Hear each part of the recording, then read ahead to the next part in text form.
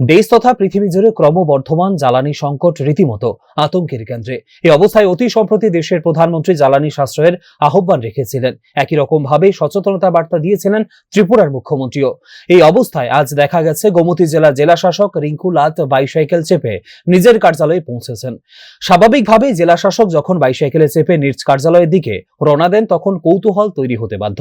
এই অভিনব বিষয় নিয়ে সংবাদ মাধ্যমকে অবগত করতে গিয়ে জেলা শাসক রিঙ্কু লাত জানিয়েছেন দেশের প্রধানমন্ত্রী নরেন্দ্র মোদী এবং ত্রিপুরার মুখ্যমন্ত্রী অধ্যাপক ডাক্তার মানিক সাহার আহ্বানে জ্বালানি সাশ্রয়ের জন্য প্রতি সোমবার বাইসাইকেল ডে হিসেবে ঠিক করা হয়েছে, যার জন্য তিনি নিজেও আজ বাইসাইকেলে চেপে অফিসে এসেছেন, এমনটাই জানিয়েছেন জেলা শাসক। পাশাপাশি তিনি আরো জানিয়েছেন সরকারি নির্দেশ অনুযায়ী জ্বালানি সাশ্রয়ের কথা মাথায় রেখে ইতিমধ্যেই রোস্টার ডিউটি চালু করা হয়েছে।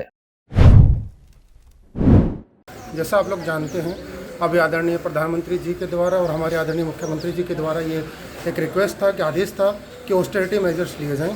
इसी के उसमें ऑलरेडी रोस्टर ड्यूटी हम लोगों ने डीएम ऑफिस में लगाया है।